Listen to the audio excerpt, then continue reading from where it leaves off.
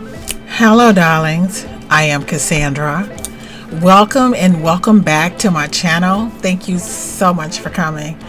In this video, we are going to talk about lion magic and how our forgotten instincts affect our ability to access our most powerful and ancient magic. So I have 3 lions here for you. I have the one who is born in captivity, one is born in the wild, and the other is born in the wild, but then he is later on placed in captivity. Okay, now the lion who is born in the wild, this lion, he knows how to hunt. He knows what the weather conditions mean. He knows how to mate. He has access to his instincts and his intuition. He knows who he is, and he is living.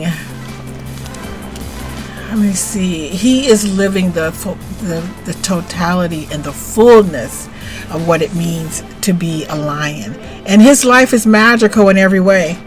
He wins some battles, he loses some battles, but he knows how to roar. He knows when to roar. He knows when to hunt, right?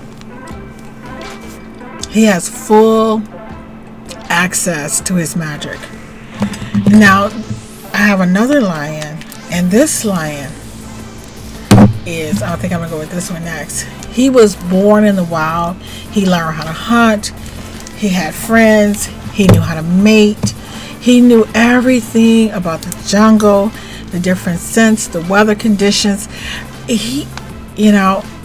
But once they placed him in captivity, he was placed on a schedule, and then he was trained, and he was observed, and he was conditioned, and he had to learn the schedule of the zookeeper. He had to dull all of his lion senses, all of his instincts, all of his intuition of, what the weather means, what the wind means, what type of tree that can hold his body weight, who are his predators and who are his allies. He had to forget all of this to learn this, how to survive in the zoo, which means, they're going to bring me food, and I'm going to pretty much figure out the time, and then there's going to be, this artificial lighting schedule, and there are going to be visitors at the zoo, and they're going to try to, create, I know when we used to go to the zoo, you want to go when they aren't sleeping and that type of thing. So he's being taken care of, but his magic is, he doesn't need it. He doesn't need his magic, because he is now living by the rules of his captors, right? He's being told what is a reward. No, you used to think a reward was when you actually chased down a zebra and you enjoyed a meal with your mates, right? But no, a reward is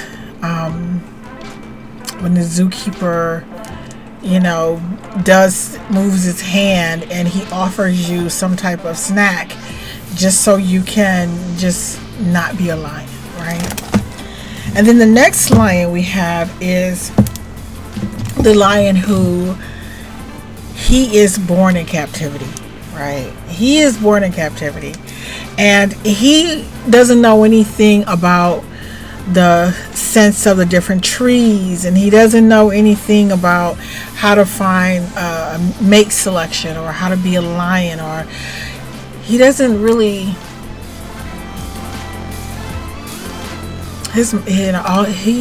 he relies on his intelligence, the intelligence that was given to him, because all of his magical lion senses have been dulled. Now I want to talk about instincts, intuition, and intelligence. Okay, so if you are a lion and you are born in the wild, and you live in the wild, you are tapped into your instincts. You are tapped into your intuition. I'm quite sure there is intelligence, because intelligence is a tool to be used. But to me, what I'm learning at this late date in life is that intelligence should never overrule instinct and intuition. So intuition. So let me just recap a little bit. So instincts are connected to your root chakra and your etheric body, your etheric energetic body. This is your reliance on, you know when to run, right? You know exactly when you're going to go for your ally, or I'm sorry, not your ally, the predators. Now you know who your allies are, you know who your predators are, you know how to chase, you know when to run, you know how to hide, you know you are tapped into your body, to your, you know what I'm saying? It's like there are certain people who know right away that, oh no, I can't trust this person. Or when they're in certain neighborhoods, they know how to conduct themselves.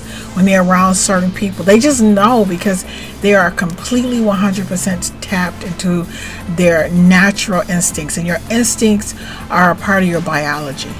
It's like a baby. They are still tapped into their instincts. They're still, all about, I'm crying because I need to have my needs met.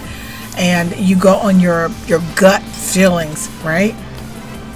Now, with your intuition, this is the part of you where you listen to your dreams and you look at the signs. And so, for example, the lion might have this, feel like a wind, like a breeze, and he's thinking, or he might feel a rumble when he's sleeping on the earth, and he knows that maybe it's time for me to move my family, or maybe food is coming, or it's like your intuition is a knowingness. Now for humans, our intuitions are tied to our dreams, symbols. When you get those little crazy signs and you know what it means. Like I have some really cool signs that I have agreements with my spiritual team when I know when to move forward or when something is not going to work. And I just learned recently not to tell those things, right?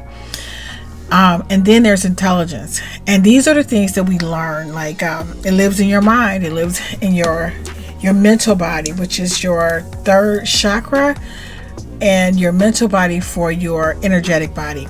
And these are the things that we are taught, our beliefs, things that are passed down to us. So even sometimes when our family have given us these rules, like let's just say all men cheat, or this is how life is, and you take in this, I call it intellectual software, and you live by these rules of what has been told to you on how to think and how to believe. And it may not even apply to your generation. It may even apply to you. It may not apply to the situation that you're in. And you may be in situations where your instincts are very important, but what you have been taught about a certain group of people, or a certain, like if people start telling you, this is a quick example, they tell you, oh, this movie is horrible, and so you decide, they frame how you see the movie, right? So when you go to see the movie, you're not looking at it from a pure, instinctual, raw, emotional aspect formed by your own opinion. By the time you get to it and you listen to the critics, the filter, the lens is so cloudy. You don't even really know if you like the movie or not. I don't know if that makes sense or not. Because your intelligence, the software that you've been given by society has impacted your natural inclinations, your natural taste. Like sometimes you don't even know if you like a person, but people around you tell you, oh, you can't trust this person. No, you can't trust that person, or you should like this person. So a lot of us are so conditioned by the people that we surround ourselves with that we don't even listen to our instincts anymore. And so we miss out on good people, good opportunities, the whole nine, right? Now, the reason I really want to talk about this is because I realize that I am truly a lion who I don't know if I was born in the wild, but I can tell you one thing. My education has dulled my ability, and I'm not saying it's forever, but I realize that it has dulled my ability to really tap into my magic, to really understand how magic works. Magic to me is about instincts and it's about intuition. And yes, I'm really good at remembering the 7 energetic bodies and what they all represent. I'm really good and I know all the 9 areas of feng shui, and I can tell you, anything about them, right? I can tell you about the 7 chakras, but I am blind as a bat when it comes to like really understanding myself and what I want, and people and their agendas, and people who, I've been lost. I've been so lost because I think there's 2 aspects to it. One, in our society, we value intelligence because, when you go to school, you're taught how to think. So the first thing you learn, now for those of you who are maybe seeing me for the first time, I have 5 college degrees. I took a GED out of high school.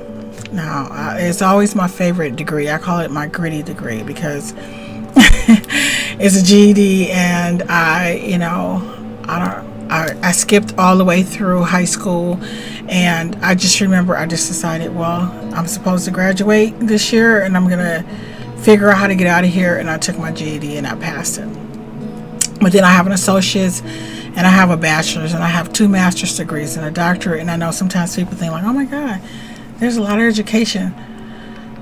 The first thing, and I'm an advocate for, of course, education, but I think especially when you know what you want to do with your life. But there are some things that I really wish people would understand, is that if you need a hammer,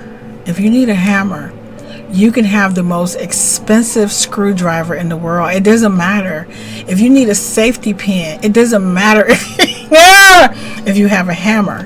So, but the first thing you learn in school is to follow the rules, and your opinion doesn't matter if you don't have research to back it up and data, and you learn to take in all this information from other people. And the other thing about school that I don't think that sometimes people don't understand is when you tell people that you're in school, people are like, oh my God, that is so amazing. And I think some people become professional students because you receive these accolades from society just for being a student, and you don't really know how to survive, right? So you have all of these, you've remembered all of these formulas, and you know all of this data and this research. And I think, and I'm guilty of this, at some point you learn that what you think, your guts, your instincts, your intuition, it doesn't matter. What matters is what's the right answer. What matters is what's going to get you out the classroom or get you to A. So you stop thinking in a way, right? You start memorizing, as opposed, and your instincts become completely dull. Now, if you're going to school to be a doctor, by all means, please go to school, right? I'm not telling anybody not to go to school. I'm a college professor, and obviously I believe in it. But in this stage in my life, as I have been developing my understanding of metaphysics and magic, I realized that I rely so much on my intellect that there were just so many things that in order for my magic to be successful, it needed to come from a pure place. So, and the reason I was motivated to make this video is, and I want to share with you some of the things that I've discovered about magic and how my I don't want to say formal education or just years of it, could be age also, but has prevented me from manifesting my dream life is because, okay, let me just give you some examples. A lot of times I would come on YouTube and I think I was just oversharing, but I didn't know I was oversharing, right? And so lately I have not been listening to like any noise. So that's the first thing I'm going to tell you to do to reconnect to your instincts and your intuition is to be super quiet. Like I listen to the birds chirp outside. I've turned off my YouTube. I've turned off everything. My home is everything is super quiet. And I was trying to avoid the loudness of silence because it just, a lot of healing, a lot more healing was taking place and things coming up that needed to be addressed from, like I didn't, signs that I missed, conversations that I ignored, and it was very painful to listen to the silence. Now, once I was able to, allow this quiet voice, I would say my instincts and my intuition to just come forward and do a lot of cleaning up of the last, pretty much 60 years on the planet, right? And then I was making a doll, and just recently, and a voice said to me, don't show this doll on camera because it diminishes her power, and never show your protection work because you don't know who's watching. You don't know what energy they have and how they feel about you, and it will impact your magic. So all of the and I was just like, really, I'm like, and then this energy, this spirit, this quiet voice said, look, and don't take pictures of this doll either, not even on your camera, because anytime you're using something for protection, it is very sacred and it is not for other people to see. And I was like, never knew that. And that's because the house has been quiet, right?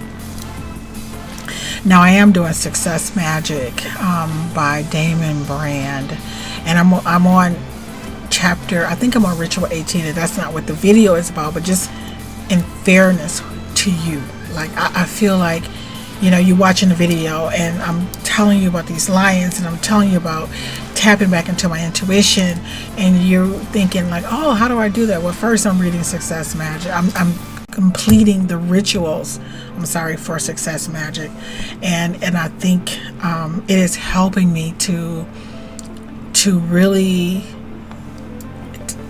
dive deep into my lion instincts, the lion who lives in the jungle, the lion who earns his keep. He earns his keep on the planet, right? In every way possible. And he is not, jumping through hoops of fire and flames and audiences clapping for him. Not saying that work isn't important, but I am, that lion in the wild is being awakened inside of me, right? So one of the things that my my spiritual team is telling me is, you don't do spells and magic on camera because there's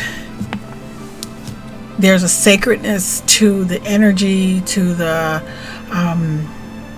entities, the beings that you're working with. It's almost like, when you go use the potty, you do it in private, right? You shower in private. There's a privacy that makes your magic potent. When lions are, chasing or hunting their food, they're stealth. They when he's walking through the jungle, he's not like, hey, what's up, when he's catching his food, you know what I mean? Like, there's a certain stealthness to magic that I gotta be honest, I didn't know, right? So but anyway, so I feel like sometimes our training, our social conditioning, it can dull our ability to do our magic. And so I want to give you one thing I'm going to tell you to do is to be in silence. I don't know if that's proper grammar or not. To allow yourself to have time, at least 2 to 3 hours a day, where you are in complete silence, and it's just you and the sound of nothingness. And for me, it was very I just found myself breaking out in tears. I found myself, at least for not even being able to I didn't even know that I had all of these emotions and thoughts inside of me. So the other thing is, I think when we are students, we're rewarded, just in life, even our jobs, we're rewarded for memorization and not for listening to our gut or exploring invisible realms. We're taught that if you can't see it, if you can't study it, if you can't measure it, it doesn't matter. And that was one of the main things I learned. If you can't measure it, then it doesn't exist. So the first thing you have to learn is, so you start thinking, well, I don't really know how to measure this feeling or this gut, or what color candle I should use, or maybe this doesn't feel like the right time, or so if you're disconnected from your instincts and your intuition, you kind of, I don't know, I just don't think magic works well. I'm just gonna be straight honest about that.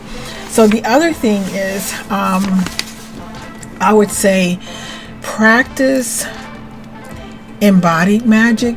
Like, for example, embodied magic, I just like smelling the peppermint or the whatever you're using. Like, really allow your tactile senses to get involved.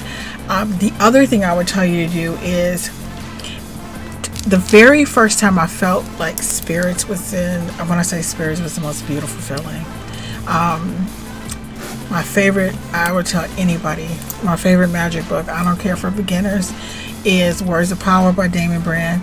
I would tell anybody, I remember when I did the first one, and I think it was something about feeling more self-respect or being the most beautiful version of yourself. And I could feel like these little, like, I call them gigantic butterfly wings all over me. And I was turned on from then on. And I go like this is real. And then also when I read the Bible, I feel vibrations as well. So I think I'm just sensitive. But anyway, living in silence, but taking a portion of your day to be completely silent is important. Whatever tools, if it's candles, if it's herbs, if it's any type of magic you're using, to really allow yourself to feel it, to be tactile, like to, you understand what I'm saying? And then also to create without planning, like to live in the moment pretty much, and just like take a time and just say, I wonder what would be the best color for this. If I was to look in my house right now and let's say I was a spy, what would my house say about me? Would it say that I'm happy? Would it say that I'm sad? My house would say, this girl got too many irons in the fire and she is overwhelmed. Okay, that's what I know, but do that. Just observe your own life, and say, if I was looking at myself objectively, what would I think? What magic could I perform right now? And I think, one of the things I like to say all the time is, I know people love to do money magic, and I'm not saying it's not important, but what I am saying is, it's probably it's probably the last magic you need to do. Right? The thing that you probably most need to focus on is probably something like instincts and intuition. But I want to say, now, I have a story I want to say about this. So I had a friend, and she was just, complaining to me about, I can't pay my tuition. I don't know what I'm going to do. And just normal talk, like just really stressed out, making maybe about $10 an hour, working at a daycare, and just miserable. And everywhere we would go, people was always complimenting her on her hair, because she was really good with her hands. Really, just the most beautiful hairstyles anybody ever want to see. But she was just like, no, she wasn't. She would do it every now and then as a favor, and she wouldn't really charge anybody. But anyway, long story short, she's telling me that she really needed money for her tuition, and she was going to school to be a teacher, even though it didn't pay a lot, and she doesn't care for kids. Now, this is a true story. And so anyway, I had this a money key, and she just loved it because she thought it was pretty. And I gave it to her. I was just like, girl, here, just take this. And so the next time we went out, like, for coffee, and she said, girl, she said, you know what? She said, I don't know what came over me, but I just went ahead and I went up on my prices for hair. And she was showing me her hands, and her hands were swollen. And she said, and I went up on my prices, and I was able to pay off my tuition. And so my money is good. And she was telling me, complaining about her job and how much she hated it. And I said, and I noticed in her key ring, she didn't have the little thing I gave her. Oh, she said, oh, girl, I get that to my boyfriend. She said, I'm just going to focus on going to school just to be a teacher, I said, girl, why are you focusing on this when you don't even seem to want to do this? She said, I don't know. She said, because it's better than, just being in school. And so I don't impose on people if they don't ask me, right? But I'm thinking to myself, here she has a gift where she's making money, but she's taking her money to spend it on something that is not paying her, and something that she doesn't like. And to me, that's like the lion who doesn't, I don't think a lion who was born in the jungle, raised in the jungle, whose instincts and intuition was intact, would do that. He would understand his strengths in terms of hunting and providing for himself.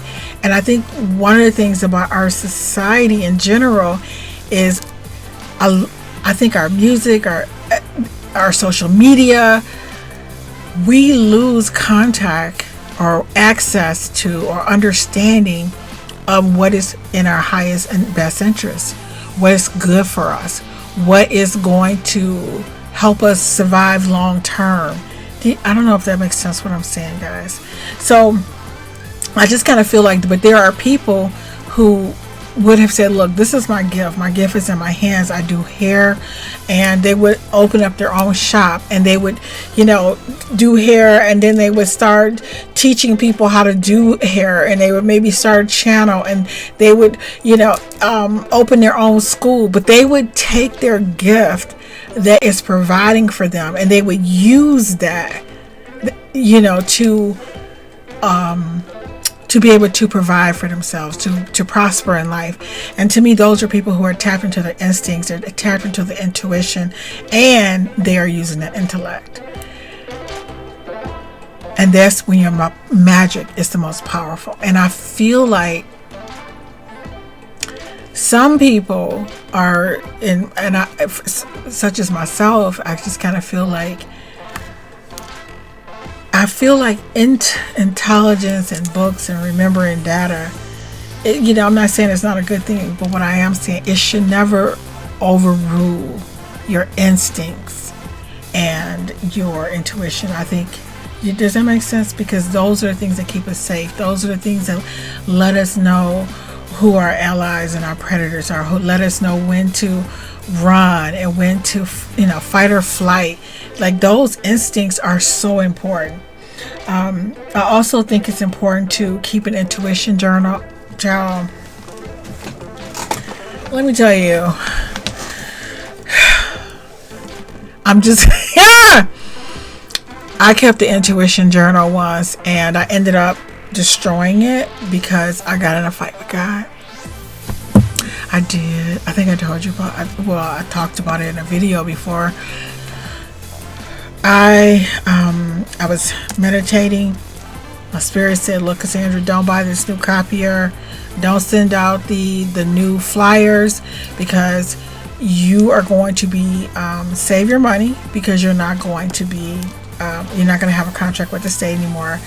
And I was like, I downloaded this information, wrote it in my journal, and I had a pen, and I just started beating the journal with the pen. I was like, God, what am I supposed to do? How am I supposed to eat? How am I supposed to provide for my family? And I was just so upset. I was like, so I called, my spiritual director at the time, and I was just like, God told me not to send out flyers and not to buy this new expensive printer, copier machine. He said that I was going to be moved to another area, and then he wanted me to hold tight. And my spiritual director said, "Look, Cassandra, God doesn't talk to people." And he said, go ahead, as a show of faith, send out the flyers and buy the copier. And I did it.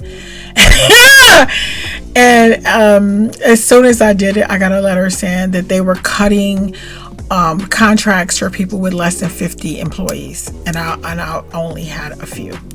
You understand what I'm saying? And then I cried like a baby, because I was so, in my mind, I was mad at God, and I wasn't even mad at my spiritual director. I was like, how is he gonna do that? See, that's the thing about intuition. Intuition is not about how you think things are supposed to work out. It's somebody guiding you to help you, right? To make good decisions. And I think I've struggled with that. Being able to listen and this is what, somebody said to me was, Cassandra, you're dragging God. You don't drag God. You you follow. And so in my mind, I was thinking, well, everybody say that all you have to do is, chant and, Namyo, whatever my little chants are, Tao and all of this stuff. And I can do whatever I want, and I can be whatever I want, whenever I want, however I want. And I'm learning that's not true.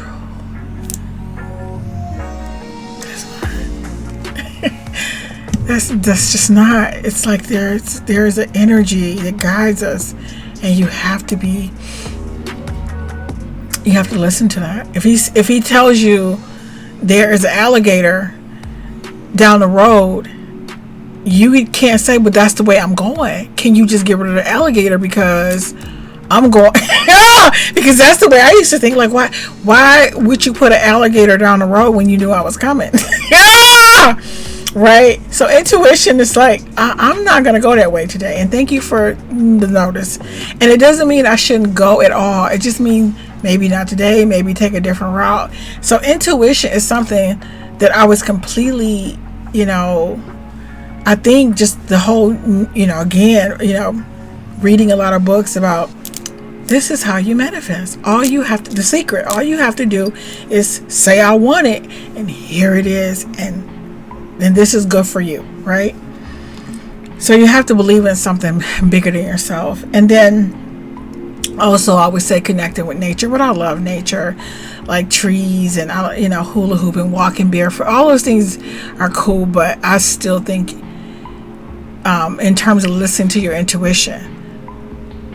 But if you're in nature and you're walking barefoot and you are listening to the trees and all of this, you know, really listen. Don't just think, oh, that's cute. You know what I'm saying? Like, you take it in and you respect that energy, and you respect, you know, whatever nature, whatever messages you're getting, that you're receiving from the universe, from the world. So anyway, in the comment box below, tell me, which lion are you? Are you the lion who's born in the wild, who's still connected to your ancient power and all of your magic, and you know how to manifest? Are you the lion who was, that's lion 1, or are you the lion who was born in the wild and they captured you and they placed you in a zoo, and now all of your instincts and your intuition has been dulled, and you have been trained and conditioned, and you no longer know what it feels like to be a lion, because if you show your teeth, you know you will be punished? Or are you the lion who was born in captivity, and you know there's more out there for you, and you sometimes when the wind blows, you feel like there's more, but you don't really know how to define it or what it is. Yeah. But anyway, guys, I really hope this video helps someone. Thank you so much for watching, and I look forward to seeing you, darlings, in the next video.